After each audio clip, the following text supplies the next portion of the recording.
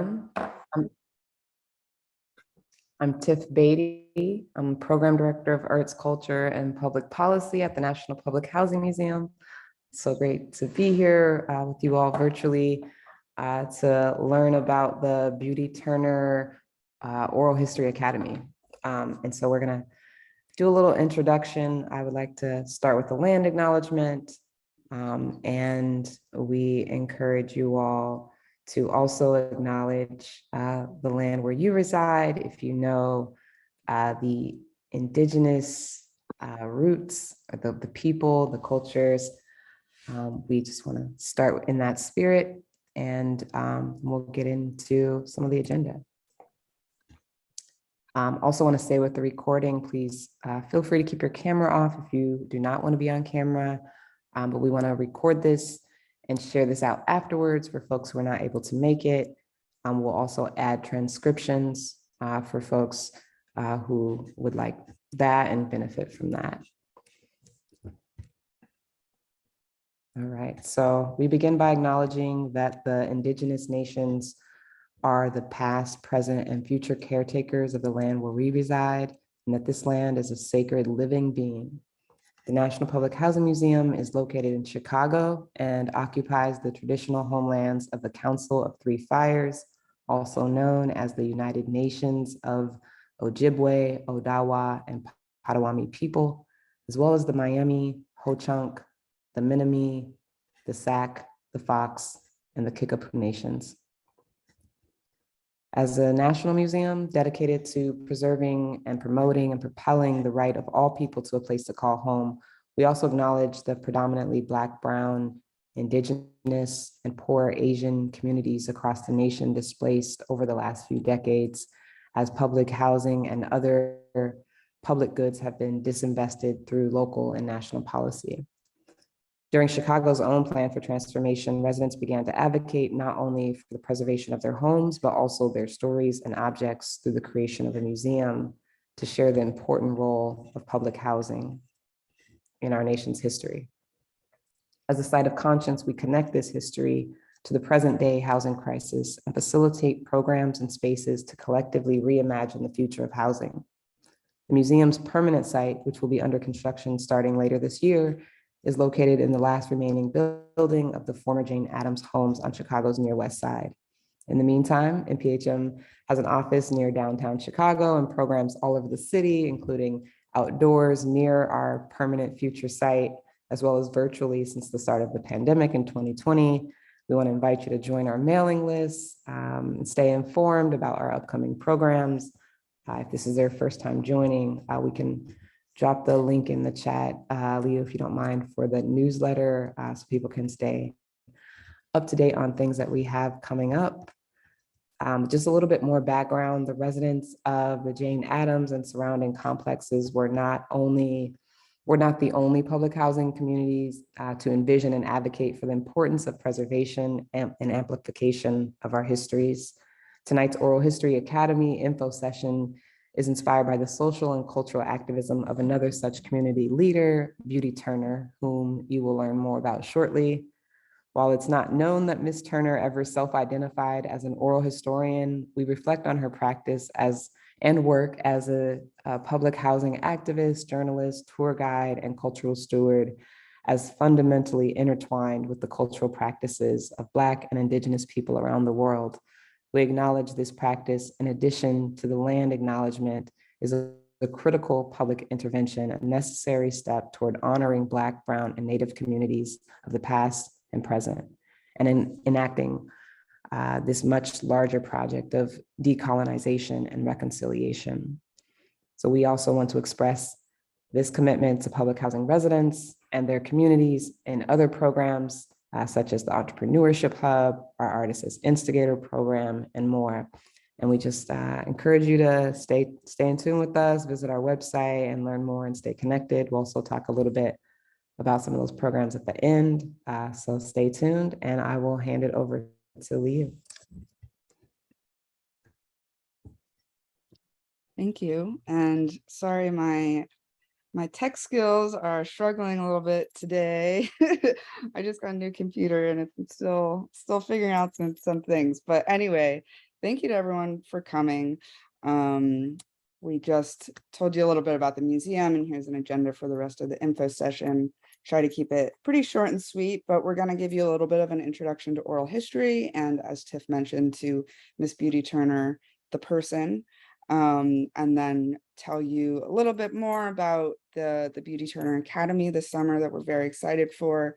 Go into some FAQs, some Q&A, and then wrap up by telling you about some other programming that we have going on starting this summer. So wanted to start with an overview of oral history as a practice, just in case some folks are unfamiliar. So that we use this phrase called archivist constellation, which I love because I love stars, but also because I think it's a great way to envision oral history. You know, so much of our history, and especially now with like all the political fights over school curriculum, like they're told from one perspective, and certain things are purposefully or sometimes unintentionally left out. Oral history really leans into the fact that everyone comes from different perspectives, and that influences how you experience and remember history, and that in order to see the whole constellation, like we need all those stars, right? One of my mentors uses this phrase called moving at the speed of trust, which I really also love. And it's about the idea that oral history is about fundamentally the relationships that you're making between you as an interviewer and the narrator who's sharing their stories. And the narrator really is the expert. You know, as oral historians, we're guiding the interviews, but more than anything, we're listening to what the narrator has to say. That's what it's really all about. And just a brief touch on to our previous core. The Beauty Turner Academy itself is new, but we're building on our past programs of training residents and other community members to conduct the interviews themselves. Public housing residents, like a lot of other marginalized communities, have a lot of outsiders come in and study them as objects and as outsiders. And so it's really important to us as a public housing museum that is in community with public housing residents and employ public housing residents. Like, those are our people. It's important for us to be training them in the actual the methodology, as well as the approach, the ethics of oral history, all that good stuff, so that they get some of that power that comes with being kind of behind the scenes. These are a couple of pictures. I was scrambling to find them right before we got started today, but in 2017 we worked with Suzanne Snyder at the Oral History Summer School to train a really diverse group of residents here. Got some folks smiling behind the microphones with all the great fancy booms. We love it. And yeah, those we're still working with some of the people who we trained back then. Two of the people in that cohort are doing a research project right now for the Oral History Association, and we've continued to build the oral history core iteratively since then. Have had some pivots with the pandemic, as we all have, but still going strong. And we are working on our forward-facing archive that will be available this fall, with the first round of narrators with full interviews, as well as linking in some of the creative work that we and other partners have done with oral history interviews. So really excited to see some of those different pieces come together in a way that is presentable to the public. A little bit about Beauty Turner. She's the one here in the pink shirt on the left, and you also saw her in all of our promo materials. Beauty Turner was a longtime resident of the Robert Taylor homes on the south side of Chicago. She was a public housing activist. She was a journalist, as Tiff mentioned, we don't know whether she would have identified as an oral historian or not, but I think she was an oral historian. And part of the reason I think that is kind of illustrated in this picture to the right, where you see like even the focus of the lens, right, is on the narrator, and Beauty, just like the other participants or the visitors of her bus tours, they're listening closely to the residents tell their own stories. This was taken during one of Miss Turner's ghetto bus tours. The ghetto is capitalized because it's an acronym for greatest history ever told to our people. And so, I mean, I just love that in terms of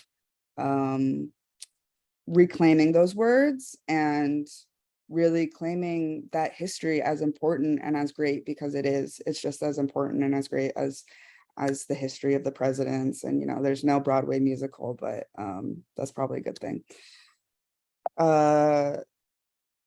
So that's a little bit about her. And I also just want to mention that like this is what we whipped up together in a few minutes, but we're working with her eldest son, Larry Turner, and we're going to be doing some legacy work as we develop the forward-facing archive. We're going to have a feature on her, and it's really like, it's not just lip service. It's really important to us as a museum to be honoring and uplifting the legacies of these everyday historians and great people. Now I'm going to talk a little bit about the Beauty Turner Academy itself and what it sets it apart from some other oral history training programs out there. So the number one most important thing is the applicability to everyday lives. And we see that embodied in Miss Turner, right? It comes straight out of her lived experiences and the lived experiences of other residents, and is about getting the general public to better understand the experiences of public housing residents. We want this training to feel applicable to someone who like literally wants to label themselves oral historians, as well as people who are artists, who are organizers, who are going to apply those ideas and those methodologies to whatever work that they are most passionate about. We're going to have a different instructor every week who is in the field of, either oral history or archiving, whatever that week is focused on. And then myself and some other oral historians and facilitators, great community educators, will be ongoing mentors for the students, the participants throughout the 8-week training program, so that there is continuity as well as, a little bit of variety of perspectives and expertise. We're focused on developing the skills of oral history as well as the personal development, right? And personal development also includes like the ethics and the deep listening, which we're going to get to. Oh, one bullet point later. Sorry. How is this going to impact you as a person? And I promise you that it will. Just from my own experience over the past 6 years, becoming an oral historian. We're focused on justice in all of its forms, whether that's racial justice, it's disability justice, it's gender, it's queerness. And we're focused on the practitioners who are Black, Indigenous, and people of color. I actually have a list, a literal list of people who are often taught in the more white-centered academy of like, I do not want to assign any readings from these people. I don't even want to say their names, because there are a handful of white oral historians who are really often centered as the people who created this field, but Black, Indigenous, and other people of color communities, I think, are way more important and literally have been practicing all of this for much longer than anyone in the academy. So those are the people that we're going to focus on as experts in this field. It's paid, so that's always good. Both for everyone, we value everyone's time, and especially for our core focus on public housing residents. It's a big barrier to entry for a lot of types of education, that you have to be the one to pay in order to learn more. And so we want this to be really accessible to people who would not otherwise be able to show up if they weren't compensated for their time. And we're also going to be giving a professional audio kit to everyone who participates to keep for themselves forever, so that they can do whatever they want to do with this training. And as I accidentally mentioned earlier, deep listening, that's a big part of like one of the personal development skills. And I think something that the more you learn to orient yourself as a listener, it really does impact who you are as a person, how you approach history, how you approach the present. And so I wanted to share this just short clip that I created for one of our fundraising campaigns. It's a woman named Catherine Davis, and she's just talking about some of her experiences with dance and music. Music was very, very popular in the projects. And Cabrini Green, Cabrini Green played a big part in making a lot of the dances popular. My older sister, she was a teenager, and so she was involved in dance groups, and every building had their own groups of singers and musicians. And so we were a family. And, we respected the elders. If they caught us doing something, we would get in trouble. So we respected them, but we were able to do so much. We had card parties. We had Friday night, Saturday night fish fries. My parents kept us around music, records. We always had a brand new record player, and we had the weekend dance parties where everybody from all the buildings would come and do the bop, because the bop was the dance of that during that time, the bop, and then of course the other dances of the jerk and the twist and the shake and the roach, the mashed potatoes. We had all those dances, the four corners. We had all of those dances that we would have these dance competitions. And I couldn't go into the parties because I was too young. And so I would be standing outside the gates that would go into where the dances were. And I would watch, and I would remember thinking, wow, I'll be glad when I get old enough where I'll be able to go in and go and dance and everything, because I always loved to dance. That's one of my favorite clips. And we actually did a concert last summer called On the Lawn with Catherine Davis. So she's one of our close community members who we adore. All right. So now to the nitty gritty. This is like the most text on the slide. Apologies. But I do want this to be visual for everyone to see. So the training period itself is 8 weeks. We're starting the week after 4th of July, so mid-July, and then we'll go up and through August, up to Labor Day. Ins and outs of oral history. We're really going to try to be like, thoughtful about people's time and the time expectations that we're asking. So it'll be about 3 hours per week on Zoom, in one session. And then no more than 2 hours of like kind of individual work. You can call it homework. But that being said, we want the trainings to be rigorous enough and interactive enough that, if you don't have time, if you don't have capacity for the homework, then you're still learning the fundamentals of oral history. There's a stipend of $750 for the training period, as well as the audio kit that I mentioned before. This is the core of the Academy this year. That being said, we're going to have 2 optional apprenticeships, as we're calling them, afterwards. They're each 5 weeks. So one is the interviewing apprenticeship, September through October, to pilot your own oral history project, because that's what it's all about, right? It's about doing the things that you're passionate about and learning more. There's another $750 stipend for that. And then the second optional apprenticeship is public engagement. So this is a challenge for all oral historians. You love the deep listening, you love the like 2-hour interviews, but you know that the average person is not going to want to listen to a 2-hour interview. So how do you put that into a digestible form that, you know, the public will actually engage with? And that's a big part of how we approach our programming. We don't always like play clips at every single program, but I do think that kind of that the ethics and the love for oral history and everything that it teaches us permeates through a lot of our programming. So that's the second apprenticeship, $500 stipend for that. So details. And then now we're going to just like go into some Q&A and then open it up for any audience questions as well. So number one question, right? Do you have to live in Chicago?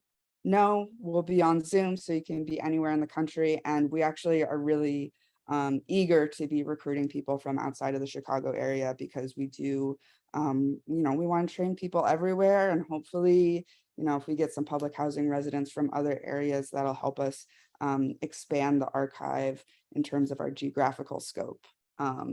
Expanding the archive is not the point of the academy, but it is a, you know, potential positive byproduct of it. Oh, is this only for youth? No, all ages almost are welcome. And we actually kind of like the geographic diversity. We would love it if we have a wide range of ages in our cohort. I think a lot of like not just oral history, but a lot of history endeavors, they do focus on training youth and interviewing elders. And I think that that is not the only way that we learn from oral history. In my previous job, I got to interview just some like wildly smart and active and like just brilliant youth in the Baltimore area. And those were some of my favorite interviews, you know, as well as the people who are in their 90s and stuff. So I think that there's a lot of different dynamics with age that come up in any sort of memory work. And so we would love it if we get an intergenerational cohort. You do see here that we're asking youth to be 15 or older, but like if you're 14 and you're super into it, I don't think we would turn you away. So just reach out to me and we'll discuss. Do I have to live in public housing right now? Do I have to be a resident in my past? So we are focused on public housing residents, as we've mentioned throughout the presentation. For the purposes of this Oral History Academy, we're defining publicly funded housing broadly. So that includes kind of traditional public housing, which is also called Section 9. We're also, you know, happy to have people who have any of these types of vouchers, as well as residents of mixed income sites, housing sites. And all of that being said, you know, there are folks out there who have experience with public housing, even if they weren't residents themselves. So having like a close family member who lived in public housing is an example of that. So we will consider other folks. And I think our hope, you know, I haven't been calling it an application because our hope is to serve everyone who's interested. But if we do reach a point where we have to start cutting people, like this does factor in, because public housing residents are our core kind of constituency of people that we want to train. I previewed this question earlier, the homework question. Like I said, we want this training to be accessible and adaptable. And like I would say, this is especially true for people who are not necessarily interested or even want to engage with like the traditional academy or whatnot. Any work assigned between sessions will be 2 hours or less, and we're going to be focused on like writing exercises that help you practice some of the things that we talk about during sessions. Listening exercises, so important, and such a good way to learn more about oral history is to listen to others do it. There'll probably be a couple light readings, but like I said, the emphasis is going to be on interactive work in between. And we hope that the workshops are rich enough that you're gonna you're going to learn so much from those, even without doing the practice or the homework in between. This is an important logistical question for public housing residents. So income is often capped. And so, you know, have had a few different people reach out to me with concerns about, you know, wanting the stipend, appreciating that being something that we offer, but like not wanting that to jeopardize anything with their housing. We totally understand that bureaucracy, and we can arrange for your stipend to be disseminated by gift card. So don't worry about it. It's on our mind, and we'll, you know, straighten out all of the details between when we notify people that they're in and the start of the academy in mid-July. So that's it for our like FAQs. If there are any, we do have a FAQ document that has some others, but those are the ones we chose to share today. I don't know if there's any questions from the audience.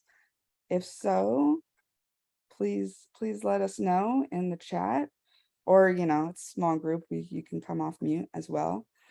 And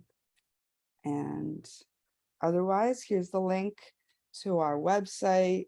The application is in there, as well as information that we shared today. The FAQ document will be linked there as well, post haste. And yeah, thank you for everyone who's come today. Leave a little buffer if anyone. Okay, here we go. Curious what we are thinking about the public engagement apprenticeship structure project ideas. Yeah, so we really want anyone who participates in those apprenticeships to like have the authority and the autonomy to like have a vision and go for it, and then we're here to support you. Like, that's not saying we're like, yeah, you need to have an idea, but the idea behind both apprenticeships is that it's a chance for you all to try out what it's like to like actually engage in one of these projects, and then have the support that you need. And like some of that support might be, you know, okay, like here's my big vision and I need help paring it down to be fit into 5 weeks. Or it may be like, I have a few ideas of who I might want to interview, but I need some, you know, guidance in how to make some like bigger research questions out of this, or like how to make it a project that's going to appeal to a larger group of people. So that's sort of the structure there in terms of like idea and execution.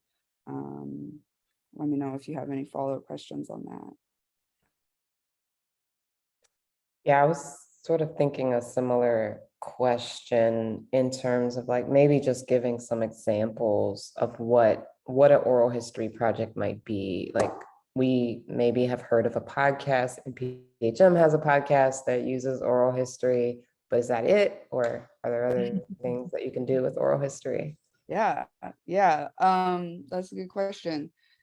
We love a podcast. Podcasts are great ways to you know, weave in the sound, but it's definitely not the only thing.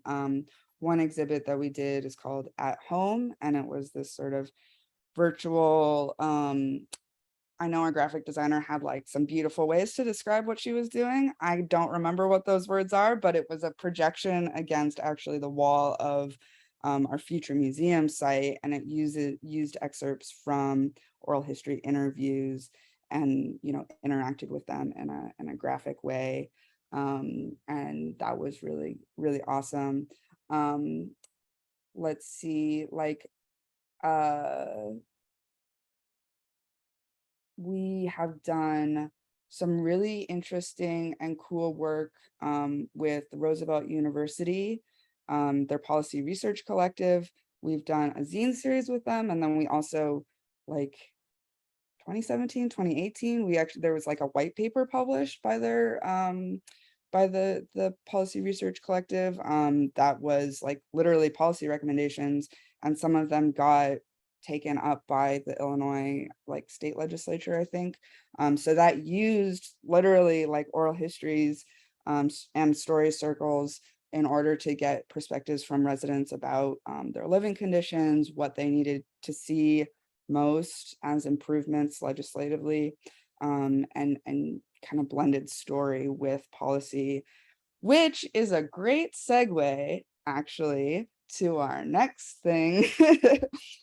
Love it when that happens. Artist as Instigator. This is another fellowship that we do. It's a year-long fellowship. Tiff is in charge of this, and I'll let her kind of do the full spiel on it. But this is all about kind of whether, you know, you could do oral history. It's about general artistic interactions with public policy. So Tiff, I'll let you take it away. Just let me quickly answer Catherine's question.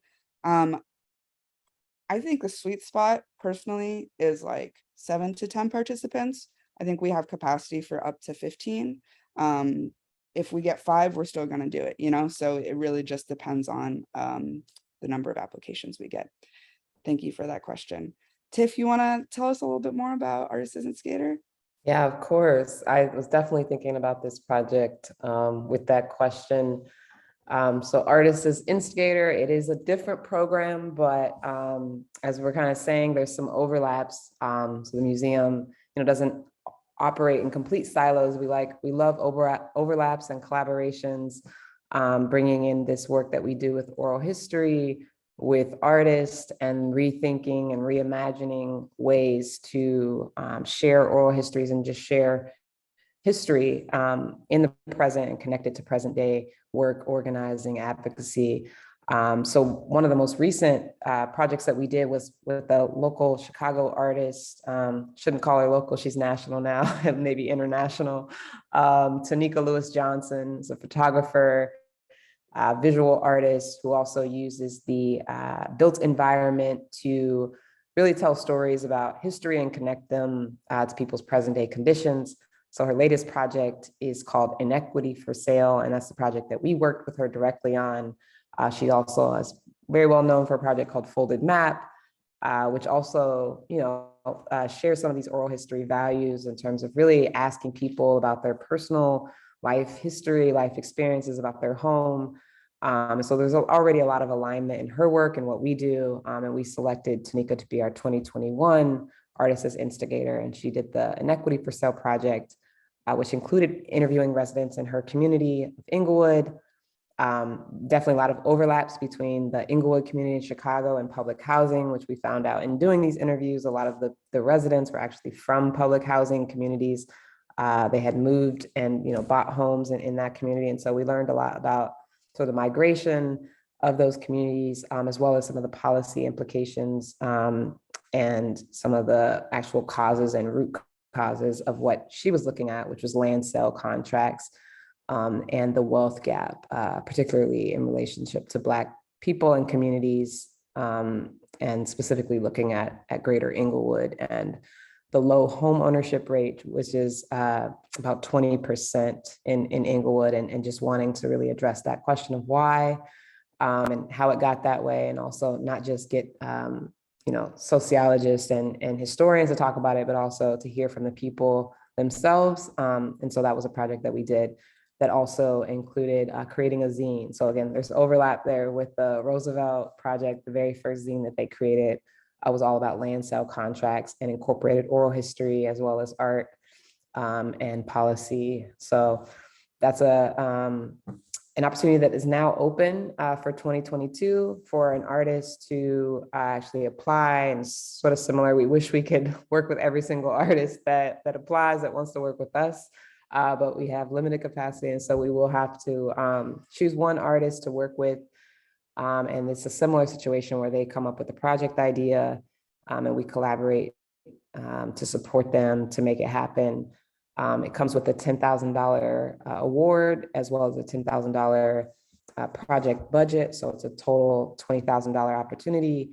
And it's a year-long residency, which is just all about connecting arts and culture to creative public policy initiatives and interventions. So lots of opportunities, to sort of mull on and think about. And we also have this, I think Mark dropped it in the chat, this project that you can also apply for now through June 20th. Yeah, and if you're like kind of on the edge or like you're interested but you're not sure, you should just apply, and B, like, one of the great things about applying is that then you're on our radar, and like we might be like, oh, this isn't quite right for Artists as Instigator, but this is great for like this archival work that we're starting to build out, which we are. We're really once Beauty Turner Academy is like a little bit more underway, we'll be able to spend more of our time again with the archive, and we're really focused there on making it an interactive archive that is not just for scholars, but is for community members. It's for artists, it's for everyone, right? And creating lots of artistic interactions with the oral histories is a big part of what we're envisioning there. So please apply for both projects. Get to know us. We're excited to meet new people. So yeah. And I'll just say also, if you are in Chicago, or even if you're not, we do online events, but this site, which is on the screen right now in the background, is actually our museum site. So we did an art installation. It is still vacant. So while it's vacant, we do art installations and also concerts on the lawn. So if you're just like interested in just like, low commitment, just come and hanging out with us, just stay tuned. We'll be announcing something very soon for later this month, where we're going to gather out at the museum and just kind of hang and listen to some music, and we can share more later. But I also wanted to offer that we'd love to, just stay in touch and to connect with you at our programs and events. Yeah. Thank you, Tiff. Unless there are any other questions, we're gonna let you get back to your Wednesday evening. Thank you so much for joining us tonight, and hope to see some applications soon. Interest forms, not applications. Correct myself. All of it, yeah. Yeah. Thanks, everyone. Thank you. Well, good night.